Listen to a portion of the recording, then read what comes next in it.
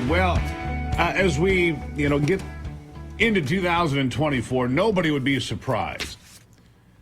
Nobody would be surprised to see China, the Chinese Communist Party, the People's Liberation Army, take on Taiwan.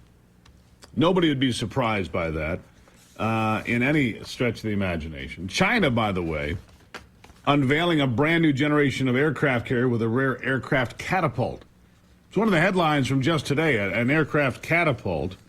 Chinese state media revealing fresh images of the new next-generation aircraft carrier, the most advanced in the country's naval fleet as they continue to put out their blue water navy. The Fujian, the vessel has been entirely designed and built domestically and is China's first carrier to be fitted with a rare electromagnetic catapult system that can launch a wider range of aircraft. So as you look at the threats against Taiwan, you look at advancements in technology, and you look at brand new Navy ships and so forth, China becomes more dangerous by the day.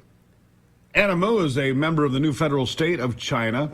She's joining me now. Anna, good to have you here on the program. Hi, Steve. Nice to meet you. Nice to see you. All right, so let's talk about Taiwan 2024. Brand new aircraft carriers and military equipment being announced by the Chinese and basically shown to the world. What do you think is going to happen with dictator Xi and the CCP in Taiwan in 2024?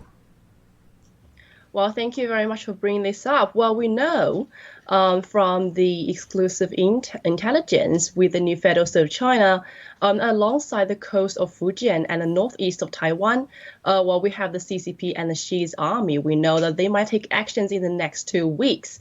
So, Taiwan is a key to Xi's regime, and he would use Taiwan as a strong fist to show his power, and not only to stand towards the people in the CCP system, but also as a part of his propaganda to present his influence. And she doesn't care if he will win or lose in the end, but he will just launch the war either way to show that he still has the power to attack or to have a war. So no matter how many people's lives are lost in the end, they do not care about the loss of lives, and they only care about the power of the regime. So we know from December 31st of last year, intelligence from within the CCP system have said that Xi Jinping has sent personnel to Taiwan to interfere with the upcoming presidential election. And it is said that he had already ordered his POA to be ready to attack Taiwan in the next 2 weeks. So the POA will likely to have operation alongside the seaside of Fujian, targeting the northeast of Taiwan, and this is what we know already. I don't think that's anything that anybody else is talking about. A potential Chinese military action within 2 weeks is what you're saying. 2 weeks is what the intelligence is saying, that Taiwan could be targeted that quickly.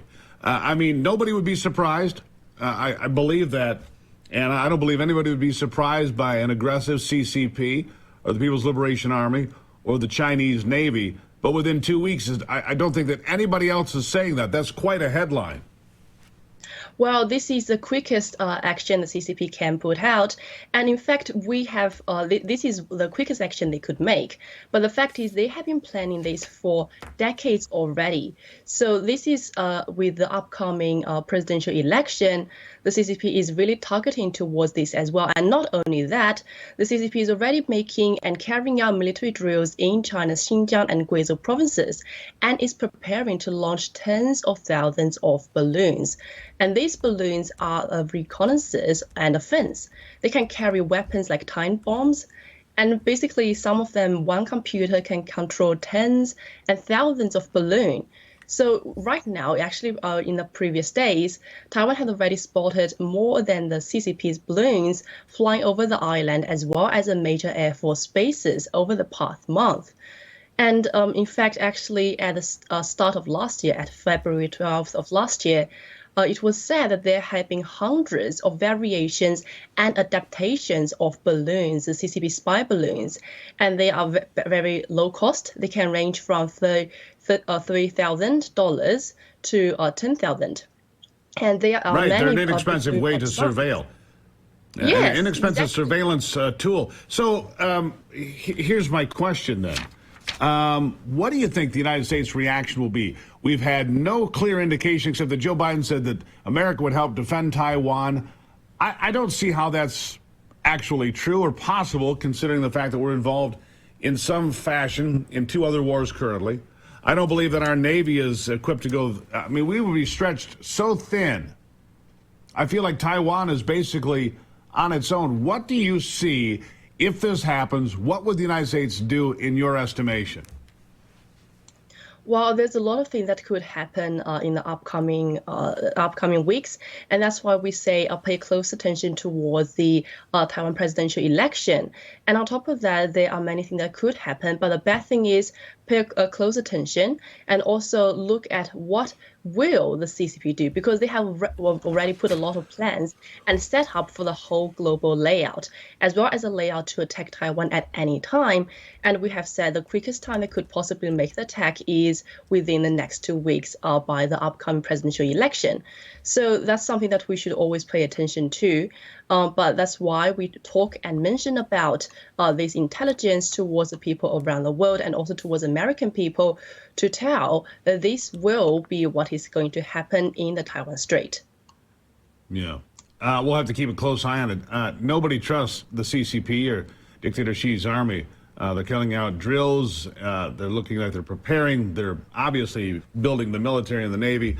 Anna, it's a big concern for all of us, that's for sure. We'll talk about this again soon. I don't think it's something that anybody else is really talking about or paying attention the way we are, and I appreciate you bringing it. Anna Moo, if you want to find out more, NFSC Speaks.